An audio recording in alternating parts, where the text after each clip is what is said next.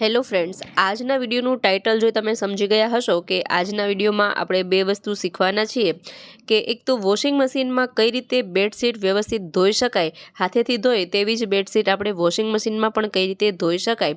એ ઉપરાંત આ જે બેડશીટ હોય તેને આપણે ફિટેડ બેડશીટ કઈ રીતે બનાવી શકાય, એટલે કે ઇલાસ્ટિકવાળી બેડશીટ આને ઘરે જ આપણે ફક્ત 10 જ મિનિટમાં કઈ રીતે બનાવી શકાય, એ બે વસ્તુ આપણે આજના વિડીયોમાં શીખવાના છીએ। તો વિડીયોને એન્ડ સુધી જોતા રહેજો અને વિડીયો પસંદ આવે તો વિડીયોને એક લાઇક પણ જરૂરથી કરજો। તો ચાલો શરૂ કરીએ, વિડીયો જોઈએ। Idea number 1। તો સૌપ્રથમ તો આપણે એ જોઈશું કે આ બેડશીટને આપણે વોશિંગ મશીનમાં કઈ રીતે વ્યવસ્થિત ધોઈ શકાય।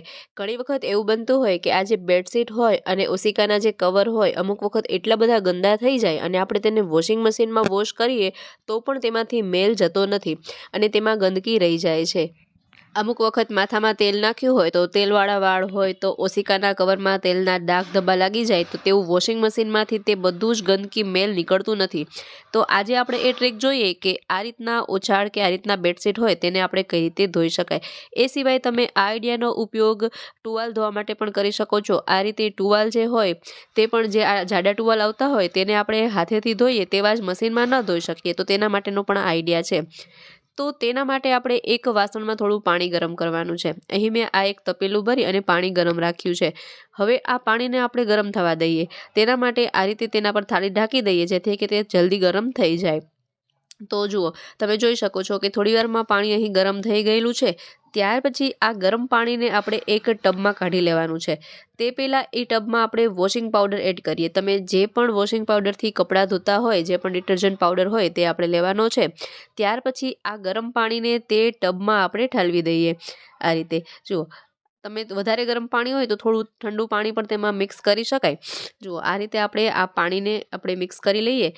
ત્યાર પછી આપણે જે પણ ઓશિકાના કવર અથવા તો જે પણ બેડશીટ છે અથવા તો જે પણ ટોવાલ છે તે બધા જ ને આ ગરમ પાણીમાં આપણે બોળી દેવાના છે। જુઓ, તમે જોઈ શકો છો અહીં જે આ ઓશિકાના કવર છે તે ખૂબ જ મેલા થઈ ગયેલા છે। તો ત્યાર પછી આ બેડશીટને પણ આપણે આ ગરમ પાણીમાં ડિટર્જન્ટવાળા પાણીમાં આ રીતે બોળી દેવાના છે। તો તેને વ્યવસ્થિત રીતે આ રીતે પલાળી દેવાના। જુઓ, આ પાણી ગરમ છે તેથી થોડું ધ્યાન રાખી અને આ રીતે આપણે આ ઓછાળને આમાં બોળીશું। ત્યાર પછી જે પણ ટોવાલ છે, જે મેલા ટુવાલ હોય તેને પણ આ રીતે આપણે સાથે જ તેમાં પલાળી દેવાના છે। જુઓ, આ રીતે તેને પલાળીને રાખી દઈએ। હવે આને આપણે 1 કલાક સુધી આમને આમાં પલળેલા રહેવા દઈએ। ત્યાં સુધી આપણે ઘરનું બીજું કામ હોય તે કરી લઈએ તો આ વ્યવસ્થિત ત્યાં સુધીમાં પલળી જાય છે।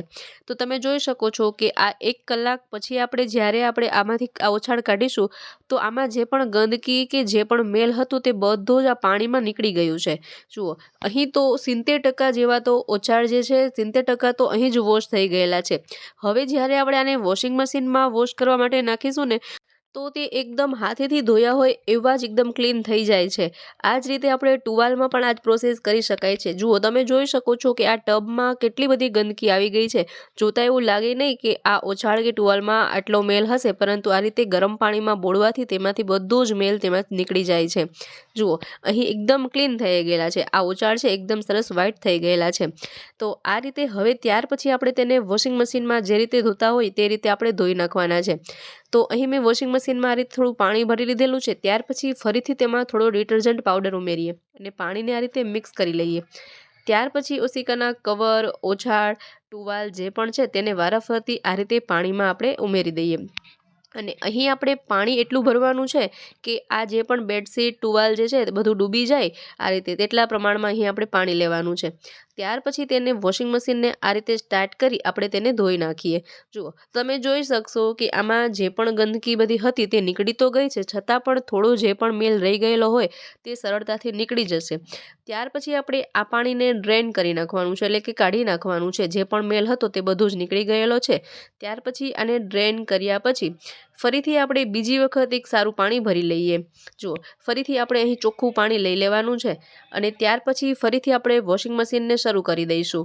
તો તમે જોઈ શકશો કે જેવા આપણે હાથેથી ધોતા હોઈએ ને ઓછાળ વગેરે, તેવા જ અહીં ઓછાળ, ટુવાલ બધું ધોવાઈને રેડી થઈ જશે। તો જ્યારે પણ હવે ઓછાળ, બેડશીટ કે ટુવાલ વગેરે ધોવાના હોય અને મેલા હોય, તેલવાળા હોય કે કોઈ પણ રીતના, તો તમે તેને આ રીતે પહેલાં ગરમ પાણીમાં બોળી અને ત્યાર પછી વોશિંગ મશીનમાં ધોશો તો તમે જોઈ શકશો કે હાથેથી જેવા ધોઈએ તેવા જ અહીં આ ઓછાળ, બેડશીટ બધું ધોવાઈ જશે. જુઓ તમે જોઈ શકો છો. અહીં આ બેડશીટ આપણે હાથેથી ધોઈએ એટલી જ ક્લીન થઈ ગયેલી છે. આમાં જરા પણ મેલ કે વગેરે નથી રહ્યું.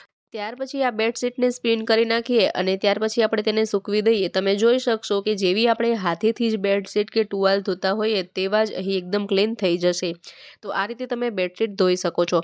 ત્યાર પછી વાત કરીએ કે જ્યારે આપણે આ બેડશીટને આ રીતે આપણે બેડ પર પાથરતા હોઈએ તો કેવું થાય કે ઘણી વખત તેના ખૂણા નીકળી જાય અથવા તો તે જે બેડશીટ છે તે વારંવાર વિખાઈ જાય. બાળકો આમ તેમ કૂદાકૂદી કરે અથવા તો બેડ પર રમતા હોય તો આ બેડશીટ છે તે આ રીતે નીકળી જતી હોય છે. અને આ બેડશીટને બેડ પર વારંવાર સરખી કરવી ખૂબ જ કંટાળાજનક કામ હોય છે. તો આ બેડશીટના એકેય ખૂણા નીકળે નહીં કે બેડશીટ આ રીતે વિખાય નહીં તેના માટે આપણે આ બેડશીટમાં ઇલાસ્ટિક લગાડવાનું છે. અને તે પણ ખૂબ જ સરળ રીતે તમે હાથેથી જ લગાવી શકો છો. અને કોઈ પણ સાઇઝની બેડશીટ હોય તો તેને તમે ફિટેડ બેડશીટ બનાવી શકો છો, ઘરે જ બનાવી શકો છો. જેથી કે આ બેડશીટને ગાદલા પર એકવાર પાથર્યા પછી તે વારંવાર વિખાય જ નહીં. તો ચાલો તેના માટે આપણે આઈડિયા જોઈ લઈએ. તો અહીં આ રીતે જે ગાદલા પર બેડશીટ પાથરેલી છે પહેલાં તો આપણે તેને કાઢી લેવાની છે. જુઓ આ બેડશીટને આ રીતે કાઢ્યા પછી આ બેડશીટને આ ગાદલા પર આપણે ઊંધી પાથરી દઈએ. જો આ રીતે પહેલાં તેને ઊંધી આપણે પાથરી દેવાની છે. અને આ બેડશીટ બધી બાજુથી એક જ સરખા આકારમાં રહે એ રીતે આપણે રાખવાની છે. બધી બાજુથી લંબાઈમાં તે સરખી રહેવી જોઈએ. કંઈક આ રીતે આપણે બેડશીટને પાથરી લઈશું. હવે આપણે આમાં શું કરવાનું છે કે આ ખૂણા પર જે આના કોર્નર છે બેડશીટના તેના પર આ જે લટકતો ભાગ છે, જે પણ આ ખૂણા પર આ બેડશીટનો પાર્ટ આટલો લટકે છે તે પાર્ટને આપણે આ રીતે પકડી અને તેને આ રીતે ફોલ્ડ કરી અને તેનું માપ લેવાનું છે. જુઓ સામેની સાઈડ આ બેડશીટનું માપ આ રીતે ફોલ્ડ કરવાનું. તો આપણને ખબર પડે કે આટલા માપનો ખૂણો જે છે તે એક્સ્ટ્રા છે. તો અહીં આટલો માપ એક્સ્ટ્રા જણાઈ રહ્યો છે. તો હવે આપણે તેને આ રીતે હાથેથી સિલાઈ કરી લઈશું. અહીં જુઓ ફરીથી આપણે માપીને જોઈ લઈએ તો આટલો ખૂણો જે છે તે એક્સ્ટ્રા આમાં લાગી રહ્યો છે. તો અહીં આપણે તેના માટે સોય દોરાથી મોટા મોટા ટાંકા લઈ અને મોટી સિલાઈ કરી લઈએ જેથી કે આપણને સમજાય કે આટલો પાર્ટ જે છે તે એક્સ્ટ્રા છે. તો અહીં મેં સોય દોરાનો ઉપયોગ કર્યો છે. તમે સેફ્ટી પિન વગેરે પણ લગાડી અને તમે તેનાથી પણ માપ લઈ શકો છો. એ જ રીતે આપણે બીજા ખૂણા પર પણ કરવાનું છે. આ બીજો જે ખૂણો છે તેના પર પણ આ રીતે આ ખૂણાનો ભાગ પકડી અને તેને સામેની સાઈડ આ રીતે ફોલ્ડ કરી અને જોવાનું કે કેટલો ભાગ છે તે એક્સ્ટ્રા છે. તો અહીં આટલો ખૂણો એક્સ્ટ્રા જણાઈ રહ્યો છે. તો ત્યાં પણ મેં સોય દોરાથી ટાંકા લઈ અને આપણે તેને સીવી લેવાનું છે. ફરી જણાવી દઉં કે તમે સેફ્ટી પિનથી પણ આ રીતે માર્ક લગાવી શકો અથવા તો આ રીતે સોય દોરાથી મોટા મોટા ટાંકા લગાવી અને સીવી લેવાનું છે. ત્યાર પછી આપણે પાકી સિલાઈ પછી કરીશું. પહેલાં આપણે માપ લઈને જોવાનું છે કે વ્યવસ્થિત થઈ ગયું છે કે નહીં. એ જ રીતે આપણે ત્રીજા ખૂણા પર પણ માપ લઈ લઈએ. જુઓ તમે જોઈ શકો છો આ રીતે ફોલ્ડ કરીએ ને તો આપણને ખબર પડી જાય કે કેટલું માપ છે એક્સ્ટ્રા છે, કેટલો ખૂણો એક્સ્ટ્રા છે. ત્યાં પણ ફરીથી આ રીતે સોય દોરાથી આપણે ટાંકા લઈ લેવાના છે. આ રીતે આપણે ચારે ખૂણા પર એક સરખા આકારમાં એક સરખા ખૂણા જે છે તે એક્સ્ટ્રા ખૂણા છે તેને આ રીતે આપણે સીવી લેવાના છે. હવે આ રીતે મેં ચારે ખૂણામાં આ રીતે સિલાઈ કરી લીધેલી છે. જેટલા ખૂણા એક્સ્ટ્રા છે તમે જોઈ શકશો કે ચારે ખૂણાને આપણે સરખી રીતે વ્યવસ્થિત ઓછાળને પાથર્યો હતો તો ચારે ખૂણા એક જ સરખા માપના થયા છે. હવે આપણે આ જે છે તેને એક વખત ફરીથી બેડ પર પાથરીને જોઈ લઈએ કે વ્યવસ્થિત તેમાં ફિટ થાય છે કે નહીં. ખૂણા બધા જે આપણે વાળ્યા છે તે વ્યવસ્થિત થયા છે કે નહીં. તો ફરીથી આપણે આ રીતે તેને એક વખત ગાદલા પર પાથરી લઈએ.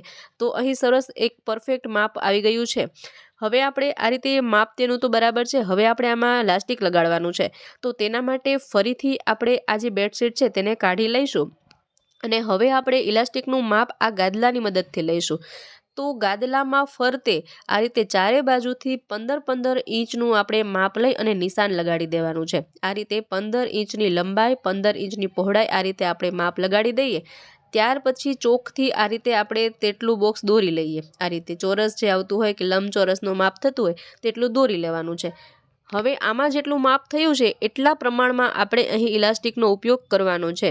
તો તમે આમાં કોઈ પણ ઇલાસ્ટિકનો ઉપયોગ કરી શકો છો. ઝીણું ઇલાસ્ટિક આવતું હોય તે પણ લઈ શકો. તો આ રીતે આપણે આ ઇલાસ્ટિકને આપણે અહીંથી માપી લઈશું. તો તમે જોઈ શકશો કે આ ચારે ખૂણા માપવાથી જેટલું ઇલાસ્ટિક આવે તેટલું આપણે કટ કરી લેવાનું છે. તેટલા ઇલાસ્ટિકનો જ આપણે ઉપયોગ થશે આ બેડશીટમાં. જુઓ તો અહીં આટલું આપણે ઇલાસ્ટિકની જરૂર છે તેટલો ટુકડો મેં લઈ લીધેલો છે. હવે આપણે શું કરવાનું છે કે આ જે આપણે ચારે ખૂણામાં કાચી સિલાઈ કરી હતી તે ચારે ખૂણામાં હવે આપણે પાકી સિલાઈ કરી લેવાની છે, એટલે કે મશીનથી સિલાઈ કરી લઈશું. આપણે જે મોટા મોટા ટાંકા લીધેલા હતા તે બધે જ આપણે આ રીતે મશીનથી સીવી લઈએ. અથવા તમારા પાસે મશીન ન હોય તો તમે હાથેથી પણ ઝીણી ઝીણી સિલાઈ, મશીન જેવી સિલાઈ હાથેથી પણ કરી શકો છો. મેં અહીં ફટાફટ થઈ જાય તે માટે મશીનનો ઉપયોગ કર્યો છે. આ રીતે ચારે ખૂણા પર મશીનથી સિલાઈ કરી લીધેલી છે. જુઓ, આ રીતે આપણે વારાફરતી ચારે ખૂણા પર મશીનથી આપણે સિલાઈ કરી લેવાની છે, જેથી કે તે સિલાઈ ક્યારેય નીકળે નહીં. જુઓ, તો આ રીતે મેં સિલાઈ કરી લીધેલી છે. હવે જેટલા ખૂણા એક્સ્ટ્રા છે તેને આપણે કાતરથી કાપી નાખવાના છે. સિલાઈની આગળનો જેટલો ભાગ છે, જે એક્સ્ટ્રા 4 ખૂણા છે તેને આપણે આ રીતે કટ કરી નાખવાના છે. બધું એક્સ્ટ્રા પાર્ટ છે. ત્યાર પછી આપણે આખા જ હવે બેડશીટમાં આપણે 1 ઇંચ ફોલ્ડ કરી અને ફરતી કિનારી પર આ રીતે 1 ઇંચ ફોલ્ડ કરી અને સિલાઈ લગાડી લઈશું. તમારા પાસે જો સિલાઈ મશીન ન હોય તો હાથેથી ફોલ્ડ કરીને પણ તમે ઝીણી ઝીણી સિલાઈ કરી શકો છો, અથવા તો આ રીતે જો મશીનથી સિલાઈ કરીએ ને તો ક્યારેય તે સિલાઈ નીકળે જ નહીં. તો ફરતે આપણે આખા જ ઓછાળમાં આખી જ બેડશીટમાં 1 ઇંચ વાળી અને આ રીતે સિલાઈ કરી લેવાની છે. તમે જોઈ શકો છો કે મેં અહીં આખા જ બેડશીટમાં આ રીતે સિલાઈ કરી લીધેલી છે. અને ત્યાર પછી આપણે આમાં એક ખૂણો થોડો ખુલ્લો રાખવાનો છે, જેથી કે આપણે તેમાં લાસ્ટિક પરોવી શકાય. તો મેં ફરતે સિલાઈ કરી છે અને આટલો પાર્ટ આમાં ઓપન રાખ્યો છે, જેથી કે આપણે તેમાંથી લાસ્ટિક પરોવી શકાય. તો જુઓ, તમે જોઈ શકો છો કે અહીં મેં આખા જ ઉછાળમાં આખા જ બેડશીટમાં આ રીતે ફરતે 1 ઇંચના અંતર પર સિલાઈ કરી લીધેલી છે અને આટલો પાર્ટ ખુલ્લો રાખ્યો છે. ત્યાંથી આપણે આ લાસ્ટિકમાં સેફ્ટી પિન પરોવી અને ત્યાંથી આપણે આ લાસ્ટિકને પરોવી લેવાનું છે. આખા જ બેડશીટમાં આ રીતે આપણે લાસ્ટિક પરોવી લઈએ. ખૂબ જ સરળતાથી તમે આ ફિટેડ બેડશીટ ઘરે બનાવી શકો છો. જો આપણે જે ખૂણા વાર્યા હતા, કાપ્યા હતા, ત્યાંથી પણ ફરતે આ રીતે આપણે સિલાઈ કરી લીધેલી છે અને ત્યાંથી પણ આ રીતે આપણે લાસ્ટિકને પરોવી લઈએ. જ્યારે આ રીતનું માર્કેટમાં આપણે બેડશીટ લેવા જઈએ ને તો ખૂબ જ મોંઘું મળતું હોય છે, પરંતુ તમે આ રીતે ઘરે જ તમે ફિટેડ બેડશીટ ખૂબ જ સરળતાથી અને ફક્ત 10 મિનિટમાં જ બનાવી શકો છો. કોઈ પણ સાઇઝનું ગાદલું હોય, કોઈ પણ સાઇઝની બેડશીટ હોય તો તમે આ રીતે ફિટેડ બેડશીટ બનાવી શકો છો. જુઓ, તો આ રીતે આપણે આખામાં આ રીતે લાસ્ટિકને પરોવી લેવાનું છે. ત્યાર પછી સામેની સાઈડથી આ રીતે છેડો કાઢી અને આ રીતે આપણે બંને લાસ્ટિકને ત્યાંથી આપણે જોઈન્ટ કરી લેવાનું છે. જુઓ, પહેલાં તો આ રીતે આપણે બધું જ લાસ્ટિક છે આખા કવરમાં આ રીતે કરી લઈએ. ત્યાર પછી આ લાસ્ટિકના સામસામા બંને છેડા છે ત્યાં ફરીથી આપણે સોય દોરાથી ટાંકા લઈ લેશું. આ રીતે સોય દોરાથી સીવી લેવાનું છે. તો અહીં મેં સોયદરાનો ઉપયોગ કર્યો છે. તમે મશીનથી પણ એક સિલાઈ લગાવી દો તો પણ ત્યાંથી તે સિવાઈ જશે. તો આ રીતે સોયદરાથી મેં લગાવી દીધેલું છે. ત્યાર પછી ફરીથી આપણે આને એક સરખું આ રીતે કરી લઈએ. જુઓ, તો અહીં ફિટેડ બેડશીટ બનીને રેડી થઈ ગઈ છે, ખૂબ જ સરળતાથી અને ખૂબ જ ઓછી મહેનતે અને ઓછા સમયમાં. જુઓ, આ રીતે આપણે આખી બેડશીટ બનાવી લીધેલી છે. હવે આ બેડશીટને આપણે પાથરીને જોઈ લઈએ કે ખરેખર શું આ ફિટેડ બેડશીટ સરસ રીતે બની ગઈ છે કે નહીં. તો ચાલો હવે આપણે તેને બેડ પર પાથરી પણ લઈએ.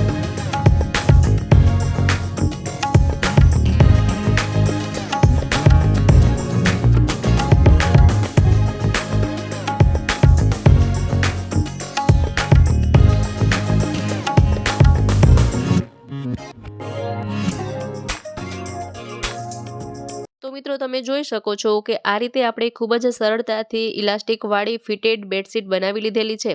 ત્યાર પછી આપણે આ ગાદલાને ઉલટાવીને જોઈ લઈએ તો કંઈક આ રીતનો લુક આવે છે. આ બેડશીટ છે તે આ રીતના બનીને રેડી થાય છે. હવે આને આપણે વારંવાર સરખી કરવાની કે વારંવાર પાથરવાની જરૂર નહીં રહે.